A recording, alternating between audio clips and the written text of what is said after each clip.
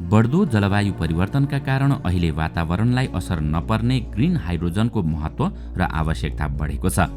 विश्वमा केही देशले ग्रीन हाइड्रोजन उत्पादनको अभ्यास पनि गर्न थालेका छन्। नेपालमा पनि पछिल्लो 3 वर्ष यता हाइड्रोजन उत्पादनको विषयमा व्यापक बहस हुँदै आएको देखिन्छ। उक्त बहसले नेपालमा ग्रीन हाइड्रोजन उत्पादनको सम्भावना देखाएको छ। दर्शकवृन्द, आउनुहोस् आजको यस श्रृङ्खलामा हामी नेपालमा ग्रीन हाइड्रोजनको उत्पादन र निर्यातको सम्भावना कस्तो छ, आज हामी यसैको बारेमा चर्चा गर्नेछौँ। विशेष गरी विद्युत प्रयोग गरी इलेक्ट्रोलाइसिस पद्धति मार्फत पानी टुक्र्याएर ग्रीन हाइड्रोजन अर्थात् हरित ऊर्जा उत्पादन गर्न सकिन्छ। यसको मुख्य स्रोत पानी र बिजुली हो, जुन नेपालमा पर्याप्त मात्रामा छ। यस्तै यसको उत्पादन स्वदेशी खपत तथा विदेशी निर्यात गर्ने सम्भावना पनि उत्तिकै छ। नेपालमा सरकारी स्तरबाटै ग्रीन हाइड्रोजनको उत्पादनबारे विस्तृत अध्ययन भइसकेको छैन। यसबारे सैद्धान्तिक रूपमा मात्रै बहस भएको छ। मतलब नेपालको एक्चुअल तथा रियल टाइम तथ्याङ्कमा आधारित भएर बहस हुन सकेको छैन। तसर्थ अहिले निजी क्षेत्रबाटै लाखौं डलर खर्च गरेर नेपालमा ग्रीन हाइड्रोजन उत्पादनको सम्भाव्यताबारे विस्तृत अध्ययन भइरहेको छ।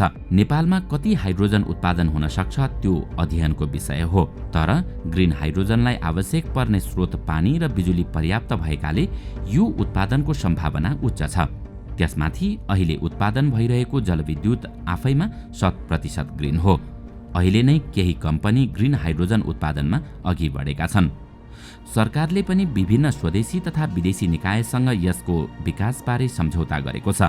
नेपालले पेरिस जलवायु सम्झौता 2016लाई अनुमोदन गर्नुका साथै सन् 2020 मा second national determined communication NDC लक्ष्य पेश गरेको छ।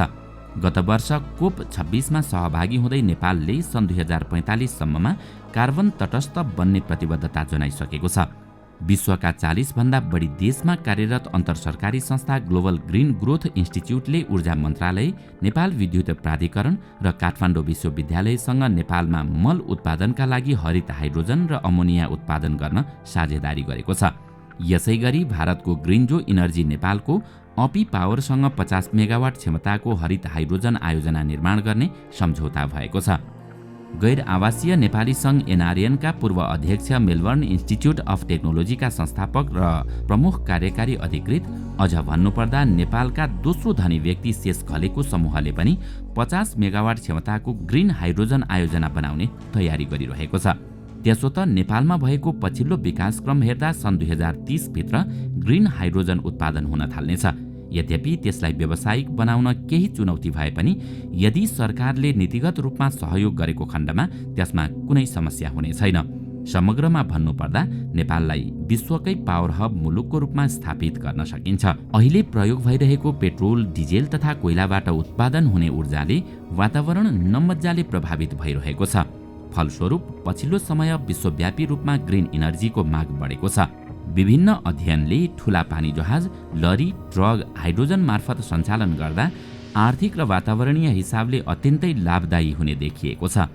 युरोपेली मुलुकमा ग्रीन हाइड्रोजनबाट चल्ने बस तथा ट्रक निर्माण हुन थालेका छन्।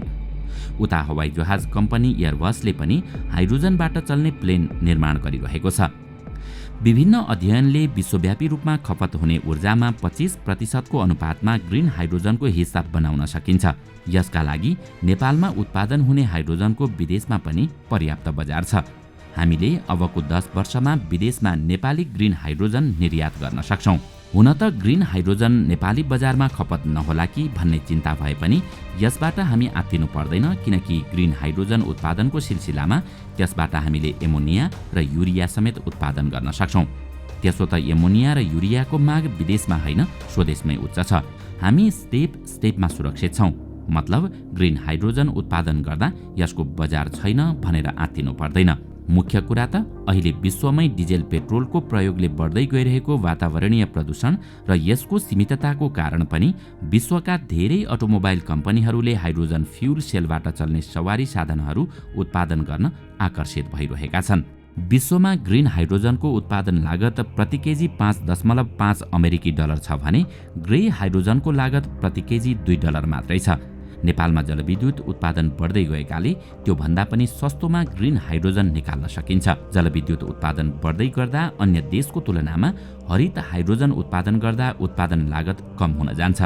काठमाडौँ विश्वविद्यालयको हाइड्रोजन ल्याबले गरेको अध्ययनले प्रति केजी 1.7 अमेरिकी डलरमा हाइड्रोजन उत्पादन गर्न सक्ने देखाएको छ। हालै गैर आवासीय नेपाली संघ एनआरएनका पूर्व अध्यक्ष शेष घलेद्वारा आयोजित अस्ट्रेलियामा सम्पन्न भएको ग्रिन हाइड्रोजन सम्मेलनमा धेरै उद्यमी व्यवसायीहरूको चासो रहेको थियो। कार्यक्रममा विश्व बैंकले नै सहयोग गरेको थियो, जुन आफैमा राम्रो संकेत हो। त्यस अनुसार नेपालको ग्रिन हाइड्रोजन सम्बन्धी आयोजनामा अस्ट्रेलियाबाट व्यावसायिक रूपमा नै लगानी आउन सक्छ।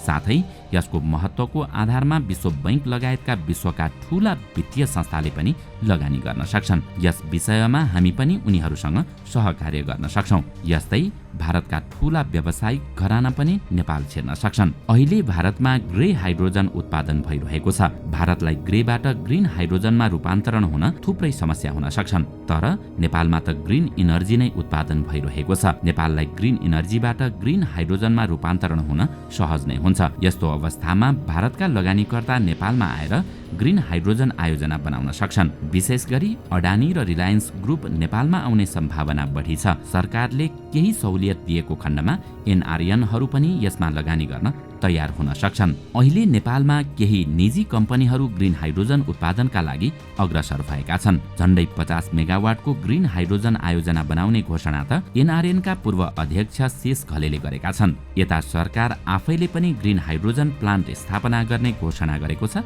तर अझै आवश्यक कानून तथा नीति बनेको छैन। तर पनि निजी क्षेत्र अगाडि बढेको छ। मुख्य कुरा त सरकारले यस सम्बन्धी कानून जति सक्दो छिटो बनाउनु पर्ने आवश्यकता देखिएको छ। त्यसपछि मात्र निजी क्षेत्रलाई काम गर्न सहज हुन्छ। कानूनसँगै ग्रिन हाइड्रोजन आयोजनालाई सहुलियत दिने गरी नीति ल्याउनु पर्छ। हाइड्रोजन अर्थव्यवस्थालाई साकार रूप दिन ग्रिन हाइड्रोजन नीति आवश्यक छ। मुख्य कुरा त सरकारले यस सम्बन्धी भिजन बनाउनु पर्छ। त्यसपछि यसको रोडम्याप, रणनीति तथा कानून बनाउनु पर्छ। अनि मात्र नेपालमा यसको विकास गर्न धेरै सहज हुन्छ। हुन त ग्रिन हाइड्रोजन वित्तीय रूपमा त्यति भ्यालुएबल नदेखिसकेकाले लगानी पाउन गाह्रो हुन सक्छ। सिधा भन्नुपर्दा नेपालका बैंकहरूले यसमा लगानी नगर्न पनि सक्छन्। अत नेपाल राष्ट्र बैंकले पनि यस्ता आयोजनामा निश्चित लगानी गर्ने गरी नीति ल्याउनु पर्छ। अझ अर्को कुरा, ग्याप फन्डिङ, ब्लेन्डेड फाइनेन्सिङ लगायतका विषयमा पनि सरकारले उचित नीति ल्याउनु पर्छ। नेपालका हिमाल विश्वव्यापी जलवायु परिवर्तनका कारण अस्वाभाविक रूपमा पग्लिन थालेका छन्। कोशी, गण्डकी, कर्णाली लगायतका नेपालका ठूला नदीको स्रोत नै हिमाल हुन्। तर जलवायु परिवर्तनको प्रभावले खोला, नदी तथा वर्षात जस्ता पानीका प्राकृतिक चक्र नै असन्तुलित हुन थालेका छन्। हिमालको वास्तविक स्वरूप जोगाउन नै मुस्किल हुने गरी नेपाल जलवायु परिवर्तनको उच्च जोखिमयुक्त देशमा सूचित भएको छ। त्यो अवस्थामा ग्रिन हाइड्रोजनको विकास गर्न सके हाम्रा हिमाल वास्तविक स्वरूपमा आउन सक्छन्। आज नेपालले विद्युत उत्पादनमा ठूलो फड्को मारिसकेको छ, तर त्यस अनुसार खपत हुन सकेको छैन। यदि ग्रिन हाइड्रोजन आयोजना आयो भने विद्युत खपत बढ्छ। इलेक्ट्रोलाइसिस पद्धति मार्फत पानी खण्डीकरण गर्न विद्युत अनिवार्य हुन्छ र विद्युत खपत विस्तार हुन्छ। साथै ग्रिन हाइड्रोजनबाट पनि थप लाभ लिन सकिन्छ। हाइड्रोजनबाट एमोनिया हुँदै रासायनिक मल कारखाना खोल्ने पाइलट प्रोजेक्ट निर्माण गर्ने निष्कर्षमा सरकार पुगेको छ। नेपालमा पटक पटक रासायनिक मलको अभाव हुँदै आएको छ। यदि ग्रिन हाइड्रोजनको विकास गर्न सक्ने हो भने स्वदेशमै रासायनिक मल कारखाना खोल्न सकिन्छ। हरित हाइड्रोजन सहज रूपमा उत्पादन गर्न देशमा रहेका जलविद्युत आयोजनामा हरित हाइड्रोजन उत्पादन सुविधा जडान गरी उत्पादन खर्च कम गर्न र हाइड्रो पावर कम्पनीको आम्दानी समेत बढाउन सकिन्छ। विभिन्न चुनौती बीच ग्रिन हाइड्रोजन उत्पादनको सम्भावना उच्च छ भने त्यसको बजार पनि पर्याप्त छ। तसर्थ सरकार र निजी क्षेत्र मिली यसको विकासमा अग्रसर हुनुपर्छ। दर्शकवृन्द, आजको श्रृङ्खला तपाईलाई कस्तो लाग्यो हामीलाई कमेन्टमा अवश्य बताउनुहोला। साथै आजको श्रृङ्खला तपाईलाई राम्रो लाग्यो भने लाइक तथा शेयर गरी हाम्रो च्यानललाई सब्स्क्राइब गर्न नभुल्नुहोला र साथमा रहेको बेल आइकन पनि थिच्नुहोस् ताकि हामीले अपलोड गर्ने नयाँ भिडियोको जानकारी सबैभन्दा पहिला तपाईलाई प्राप्त होस्। आजका लागि यति नै। अर्को भिडियोमा अझै रोचक तथ्य लिएर आउने नै छौँ। तबसम्मका लागि बिदा दिनुहोस्। नमस्कार।